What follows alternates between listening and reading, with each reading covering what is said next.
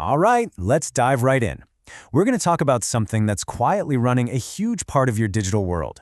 I mean, from the second you search for something online to the movies you get recommended at night. We're talking about machine learning. Over the last 20 years or so, machine learning has gone from a niche idea to, well, a total cornerstone of information tech.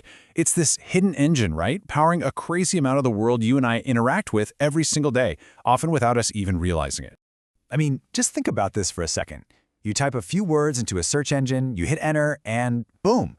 Before you can even blink, it's sorted through literally billions of pages to give you exactly what you were looking for. How does it do that? Well, here's the secret sauce. It learns. It's not like some programmer wrote a giant list of rules for every possible search. No way. Instead, the search engine has been trained on a massive amount of data, countless examples of what people have searched for before and which pages they clicked on. So it's not following instructions, it's actually learning what relevance even means, just by looking at the data. And that really gets to the heart of it. See, machine learning is what you turn to when the problem is just too messy for simple, hard-coded rules. You can't just write an if this, then that for everything. It's all about building systems that can find those complicated, hidden patterns in data all by themselves. So because it's so good at finding these hidden patterns, you start to see it pop up, well, everywhere, and in places you probably interact with every day. Let's take a quick look at just how widespread this stuff really is. Okay, get ready for this. It's the reason Amazon knows what you want to buy next and why Netflix nails that movie recommendation. It's how your phone's voice assistant actually understands you. That spam filter in your email? Yep, that's machine learning. Even the trackpad on your laptop uses it to tell the difference between a deliberate click and an accidental brush. Oh, and those robot vacuums that navigate your living room? You guessed it. It's also used for direct marketing and for making the characters in video games feel way more alive and intelligent. But here's the thing, a machine can't learn out of thin air. It needs something to learn from, and that something is data. You can think of data as the fuel for the machine learning engine. The type of data, the way it's structured, that's absolutely everything.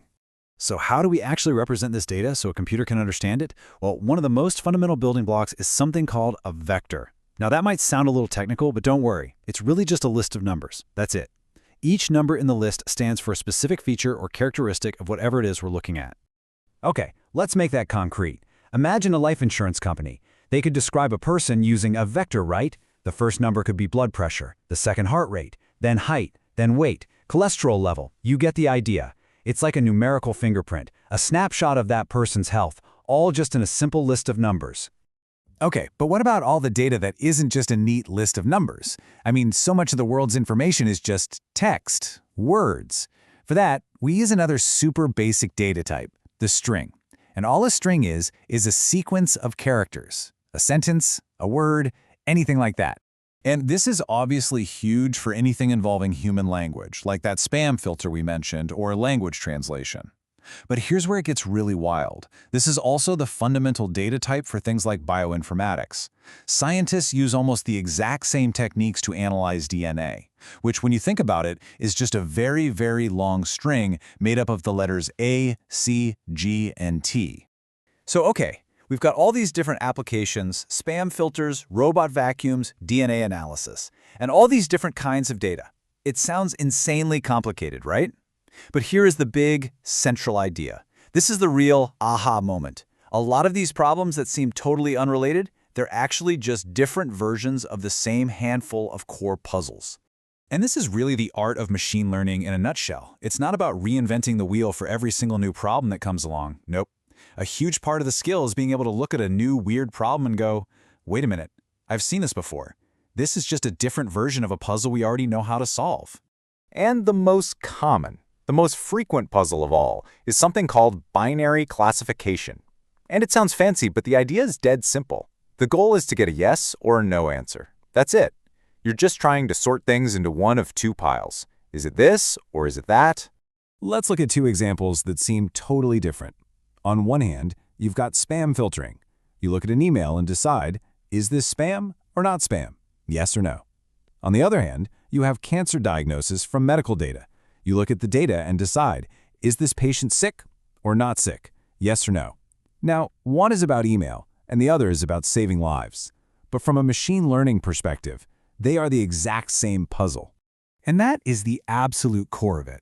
It doesn't matter what the things are. If you're sorting stars from diamonds, good emails from bad ones, or healthy cells from cancerous ones, the fundamental job is exactly the same. Can the machine find a dividing line, some kind of boundary that separates Group A from Group B? And this, right here, is the magic trick. We don't have to tell the computer how to draw that line. We don't program the rules.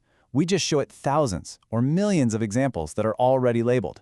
We say, this one's a star, this one's a diamond, this one's a star, and the algorithm figures out the pattern and learns where to draw that separating line all by itself. So that's the powerful, elegant idea that drives so much of the technology around us. And I'll just leave you with this question to think about. Now that you know how to spot this basic pattern, this game of sorting things into just two simple groups, where are you going to see machine learning hiding in plain sight next?